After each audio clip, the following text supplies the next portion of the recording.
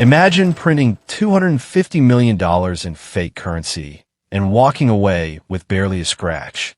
No bank heist, no high-speed chase, just flawless paper, strategic planning, and a deal that stunned the system.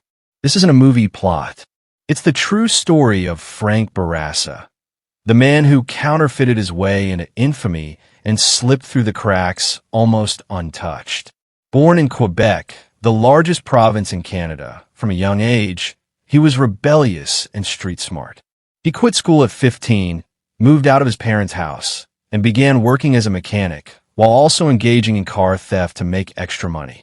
In his 20s, Bourassa opened a factory that produced brake pads, but it became extremely difficult for him to cope up with the burnout and stress, and eventually he sold it in 2004. After that, he shifted toward more illicit ventures, including pot smuggling, which landed him in jail for a short time. But even that didn't slow him down. Instead of returning to manufacturing or automobiles, he decided to literally make money by printing it. He believed that if money is just paper backed by trust, then duplicating the paper might just duplicate the power. So he set out to reverse engineer United States currency, starting with the very fiber of its existence. He spent next years studying the composition of U.S. currency, figuring out the exact blend of 75% cotton and 25% linen, the embedded security fibers, watermarks, and chemical markers. Frank tracked down suppliers, started securing specialized equipment, and spent months fine-tuning every details, including watermarks, color-shifting inks, and embedded threads. His operation wasn't a garage hobby. It was an industrial-scale project cloaked in secrecy and precision. Bourassa found a European paper mill willing to replicate the exact texture and composition of U.S. banknote paper. No mills in the States wouldn't touch such a request. But for a mill in Europe, it was not really strange. He reportedly spent around $325,000 on specialized printing gear and materials. This wasn't a desktop printer setup. It was a full-blown illicit print shop on a farm. He tested, failed, and refined until his fake bills were so convincing that even trained law enforcement couldn't tell the difference. He started printing $20 because they're common. Suspiciously perfect hundreds of dollars raise eyebrows. But a stack of 20s? Over time, Frank printed 12.5 million fake $20 bills. That's $250 million in untraceable currency.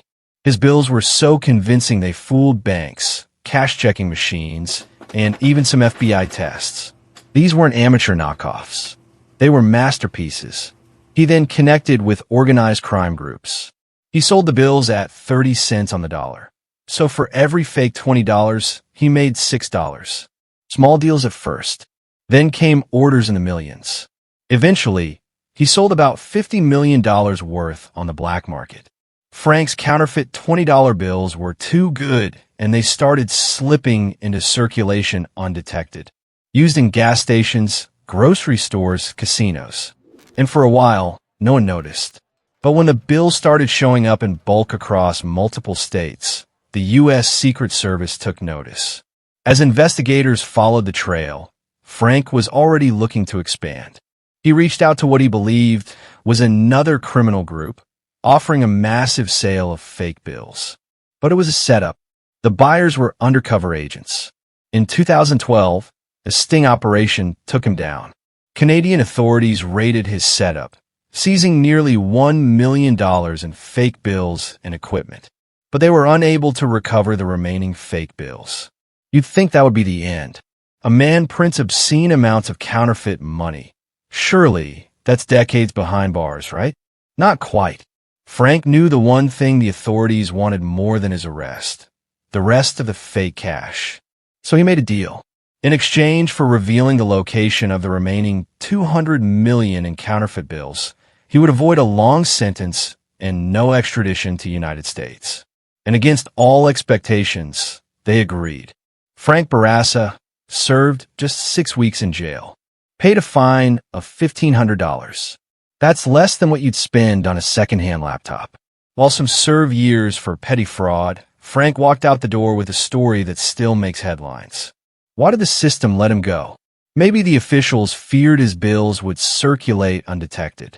Maybe they believed keeping him close was safer than sending him away. Or maybe they just got out-negotiated by someone who understood leverage better than they did. Was he a criminal genius or just a gutsy opportunist? That depends on who's telling the story.